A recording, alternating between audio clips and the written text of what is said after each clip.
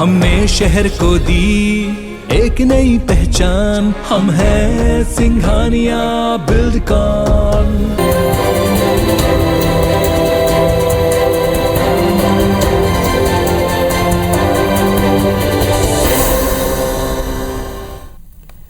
नमस्कार, मैं हूं पुनीत पाठक और आप देख रहे हैं छत्तीसगढ़ की बात। बहुत स्वागत है आप सबका। प्रदेश में करीब 1.5 साल के बाद विधानसभा चुनाव हैं, लेकिन राजनीतिक दल अभी से चुनावी एजेंडे तलाश रहे हैं। खास तौर पर 2018 में करारी शिकस्त झेलने वाली भारतीय जनता पार्टी के लिए चुनौतियां थोड़ी अधिक हैं। विपक्ष में हैं धान, किसान, धर्मांतरण, ऐसे तमाम मुद्दों को बीजेपी वक्त वक्त पर उठाती रही, लेकिन पिछले कुछ दिनों से बीजेपी के नेता जिस मुद्दे को लेकर सबसे ज्यादा मुखर हैं, बयान दे रहे हैं, वो है शराब और शराबबंदी। अब सवाल ये कि 2023 के लिए बीजेपी ने अपना चुनावी एजेंडा क्या वाकई तय कर लिया है? छत्तीसगढ़ में शराब पर पिकअप लेती सियासत पर चर्चा करेंगे, दोनों पक्षों को सुनेंगे एक रिपोर्ट के बाद।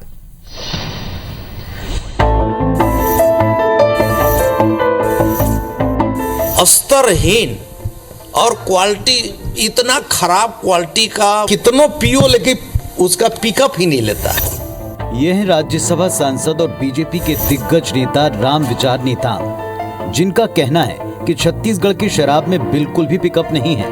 उन्होंने राज्य से मदिरा प्रेमियों का हवाला देते हुए कहा कि प्रदेश में मिलने वाली शराब की क्वालिटी बेहद स्तरहीन है। ज्यादा पीने के बावजूद नशा नहीं हो रहा। आप खुद सुनिए।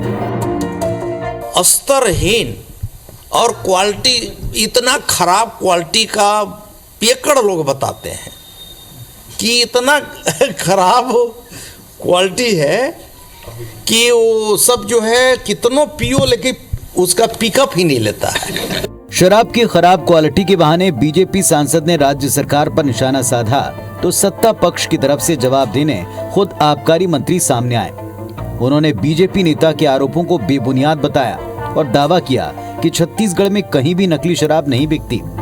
आबकारी मंत्री ने तंज कसते हुए कहा कि बीजेपी शासित राज्यों में नेताओं को शराब चखने की जिम्मेदारी देनी चाहिए, जहां नकली शराब पीने से कई लोगों की मौत हुई है। उनके सरकार बिहार में और मध्य प्रदेश में नकली दारू पी पी के मर रहे हैं।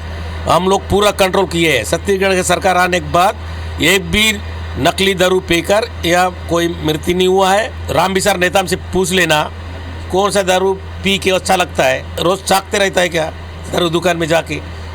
तो चाकने का जिम्मेदारी इसको देना चाहिए। वैसे छत्तीसगढ़ में शराब के मुद्दे पर आरोप प्रत्यारोप की सियासत नई नहीं है। कुछ ही दिन पहले पीसीसी चीफ मोहन मरकाम ने शराबबंदी को लेकर साफ साफ कहा था कि राज्य के अनुसूचित क्षेत्र में शराबबंदी नहीं हो सकती, जिसका मुख्यमंत्री भूपेश बघेल ने भी समर्थन किया।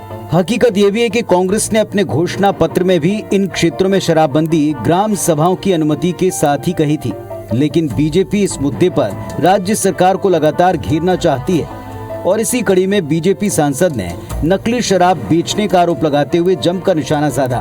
फिलहाल कांग्रेस बीजेपी के बीच ये जुबानी जंग 2023 तक चलती रहेगी, ये तय है, लेकिन जनता इस बयानबाजी को कैसे देखती है, ये अहम है। सौरभ सिंह परिहार, IBC 24, रायपुर। तो तय कि शराबबंदी और शराब से जुड़े मसलों पर सरकार को घेरने का भारतीय जनता पार्टी जिस तरह अक्सर बयान देकर इसे सुर्खियों में लाती है, क्या ये वाकई में 2023 का बीजेपी का एक मेन एजेंडा रहने वाला है? दोनों पक्षों की तो बहुत समर्थ नेता, बिना देर किए उनसे जुड़ते हैं। डॉक्टर विनय जायसवाल जी, कांग्रेस पार्टी के जिम्मेदार जनप्रतिनिधि, विधायक महोदय, स्वागत है आपका। और भारतीय जनता पार्टी की तरफ से पार्टी की कमान संभालने वाले जिले में श्रीचंद सुंदरानी साहब हैं हमारे साथ में। लगातार हम इस विषय पर चर्चा कई बार कर चुके हैं, जैसा आप दोनों को विदित है। श्रीचंद सुंदरानी साहब ने भी इसको लेकर के कई बार डिबेट में हिस्सा लिया। लेकिन विनय जी, अब बात इस स्तर पर आ चुकी है कि शराब की क्वालिटी क्या है, कितना पीते हैं तो चढ़ती है, नहीं चढ़ती, इस तरह के बयान भी सामने आ रहे हैं। बीजेपी का शायद ये मानना है कि शराब और शराब से जुड़े मसले कांग्रेस को परेशान करते हैं, इसलिए उस मुद्दे पर घेरती है। ये आज का जो डिबेट का जो विषय आपने रखा है जी, इसमें माननीय जो राज्यसभा के सांसद हैं, बहुत ही वरिष्ठ नेता हैं, राम विचार नेताम जी, जो हमारे सरगुजा संभाग को ही बिलोंग करते हैं। अभी उनका मैं बयान सुन रहा था कि शराब की क्वालिटी जो बता रहे थे कि इतनी खराब है कि वो पिकअप ही नहीं लेता है। ये बयान जो माननीय सांसद महोदय ने दिया है, तो पुनीत जी क्या होता है ना कि मैं तो विधायक भी हूँ और एक चिकित्सक भी हूँ, आप जानते हैं इस बात को। एक टॉलरेंस लेवल होता है पुनीत जी। कोई भी जो ड्रग होता है ना, अल्कोहल भी ड्रग ही आप जानते हैं, है ना, ड्रग में भी उसका उपयोग अल्कोहल का होता है। तो किसी भी ड्रग का जो टॉलरेंस लेवल है ना, अगर वो आ गया तो व्यक्ति के ऊपर ना रेजिस्टेंस हो जाता है। क्या है कि 500 करोड़ के आसपास का राजस्व था जब कांग्रेस की सरकार छोड़ी तो, और रमन सिंह जी ने जो इनके जो 15 साल की सरकार थी, इसको पूरे छत्तीसगढ़ में लगभग 6000 करोड़ का कर दिया। 600 करोड़ के राजस्व को 6000 करोड़ कर दिया।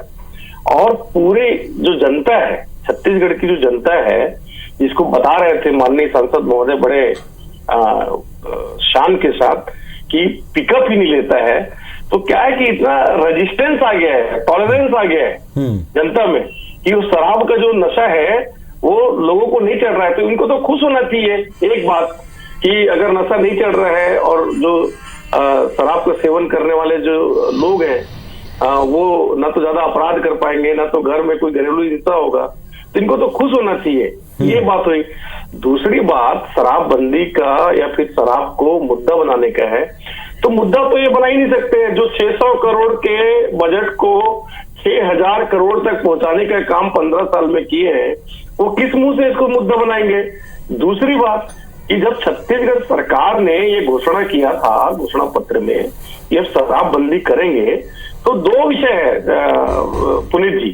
एक तो शराबबंदी की तरफ जब हम कदम बढ़ाते हैं, देखिए एकदम से तो कोई चीज, शराब जैसी चीज को बंद करना मतलब समाज के साथ बड़ा घात कर देना है। कोई जहरीली अभी कोरोना काल में आपने देखा भी होगा, एक दो ऐसी घटना हुई थी जब सारे दुकान बंद हुए थे, तो उस समय जहरीली शराब का सेवन करके कहीं ना कहीं तकलीफ में लोग आए थे और कहीं ना कहीं जान माल का नुकसान हुआ था। गाहे बगाहे ये सब चीज बिहार में, जहां इनकी सरकार गठबंधन की सरकार है, ये बात आप सुनते होंगे। माननीय मुख्यमंत्री जी ने रिहेबिलिटेशन के लिए कैसे हम क्रमबद्ध तरीके से शराब को जो है बंद करने की ओर बढ़े, एक राजनीतिक समिति बनाई, एक सामाजिक समिति बनाई। राजनीतिक समिति में इनके भी नेताओं को रखने का काम किया, लेकिन कभी कोई उसमें पार्टिसिपेट नहीं किए। इनको तो मुद्दा चाहिए और ये मुद्दा विहीन हो चुके हैं। ठीक है, चलिए आपका पॉइंट क्लियर है, आपकी तरफ से पॉइंट क्लियर है। अब जरा सुंदरानी साहब से हम पूछते हैं। सुंदरानी साहब, ये जो शराब पीने वाले हैं उनकी पीड़ा को व्यक्त किया सांसद महोदय ने, या फिर ये है कि भारतीय जनता पार्टी को पिकअप मिलता है इस बात से कि वो शराब या शराब से जुड़े मुद्दों पर कांग्रेस पार्टी को घेरे? कोई मुद्दा नहीं है, मुद्दा विहीन है, यह आरोप भी सत्ता पक्ष का है। आदरणीय पुनीत जी, मैं अभी जायसवाल जी को सुन रहा था, आदरणीय विधायक जी हैं, और जिस प्रकार की वो बात कर रहे थे कि भाजपा को तो खुश होना चाहिए और 500 करोड़ से 6000 करोड़ तक पहुंचा, तो मैं बता देना चाहता हूं कि शराब की जो लीकेज थे, जो कोचियों के माध्यम से कांग्रेस की सरकार में बिकाया जाता था, शराब बेचा जाता था, और आज भी जो कांग्रेस की सरकार 3 साल में आई है, आप चलिए गली मोहल्ले में कोचियों के माध्यम से शराब बेची जा रही है, वैध अवैध शराब बेची जा रही है। मतलब कहीं कहीं कई सारे दुकानों में तो बिना एक्साइज के शराब बेची जा रही है। एटीएम हो गया है शराब। अगर इन्होंने शराबबंदी की घोषणा की थी तो हम तो इस बात को कहते हैं कि शराबबंदी होनी चाहिए। ये शराब पीने वाले लोग ये अक्सर ये बात कहते हैं पुनीत जी, मैं सत्यता से कहूंगा कि जो ब्रांड वो चाहते हैं वो उनको मिलता नहीं। जिन ब्रांड में ज्यादा से ज्यादा कमीशन सरकार को मिलता है वही ब्रांड बाजार में मिलते हैं।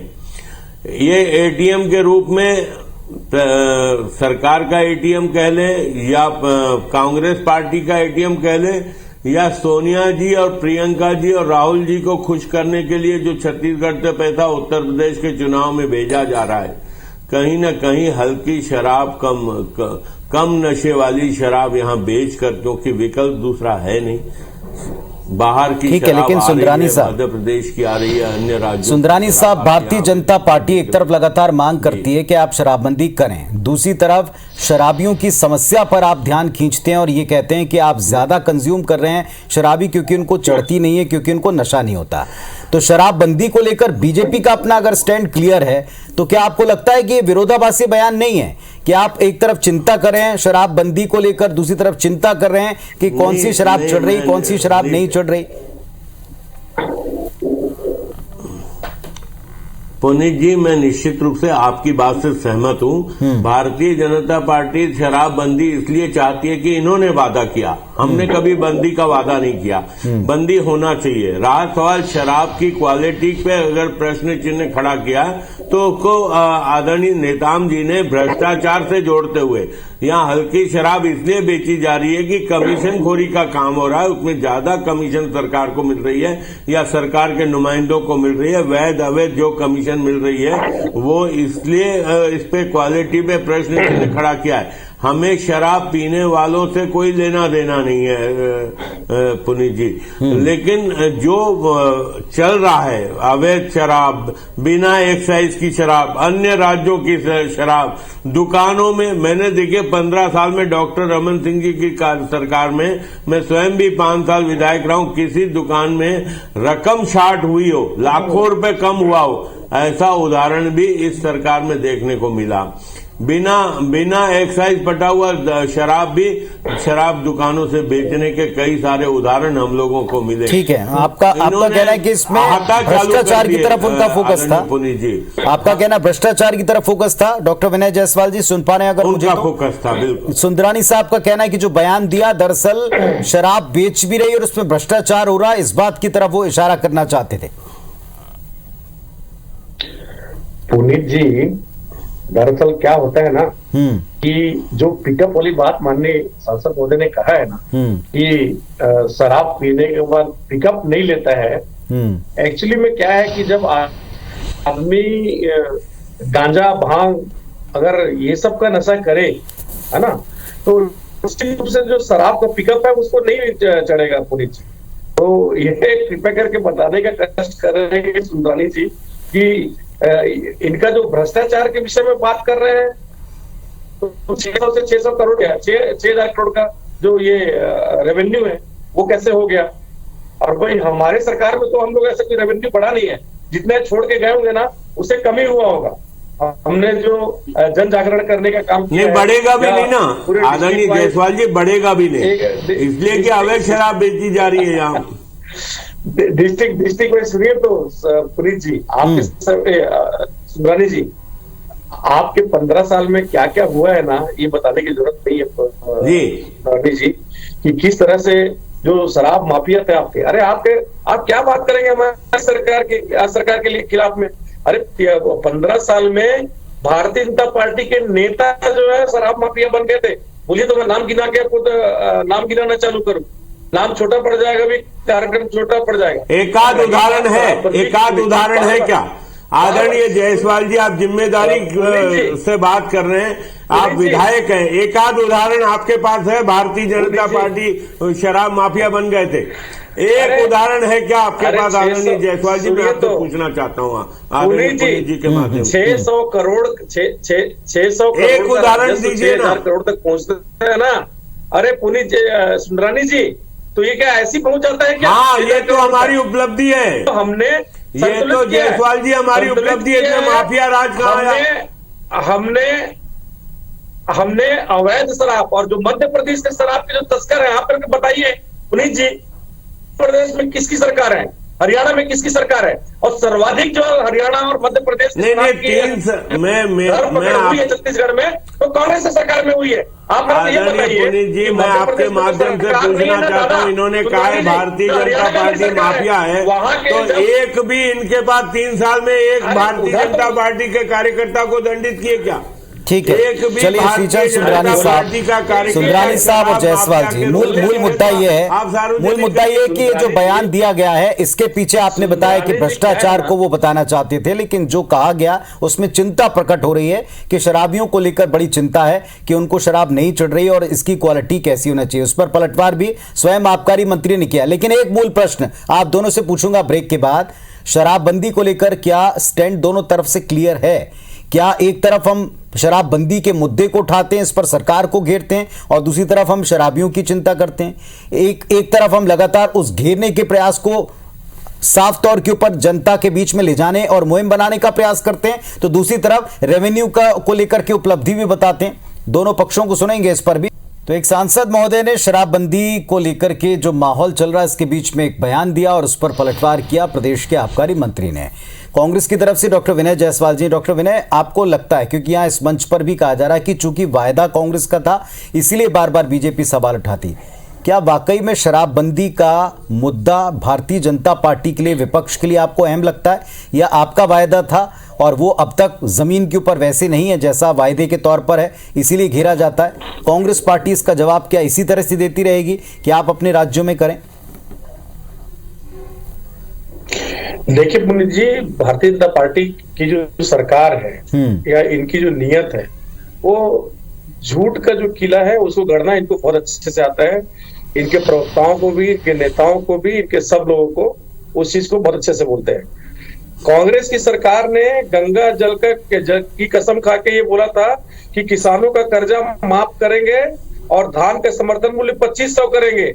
उसको ये बोलते हैं कि शराब पे बात करो जायसवाल जी, आदरणीय मालिक। एक भी ऐसा कोई वीडियो दिखा दें, एक भी ऐसा कोई वहाँ ऐसा कोई आपके चैनल के माध्यम से बता दें आदरणीय जायसवाल जी, मुद्दे पे बात करो आप। एक बात, दूसरी बात, आप कहाँ किसानों के कर्जे की माफी पे चले? दूसरी बात, आज अगर ये बात करते हैं कि 60% आदरणीय, मेरी प्रार्थना है आपसे, छत्तीसगढ़ का है, शराब पे जवाब नहीं दे पा रहे हो आप, है तो आखिर में ग्राम सभा का क्या प्रस्ताव आप नहीं लेंगे? क्या ग्राम सभाओं की स्वीकार्यता आपको नहीं होगी? मतलब आप देश के कानून, देश के लोकतंत्र, देश के प्रजातंत्र के ऊपर तो आप लोगों को कोई भरोसा ही नहीं है।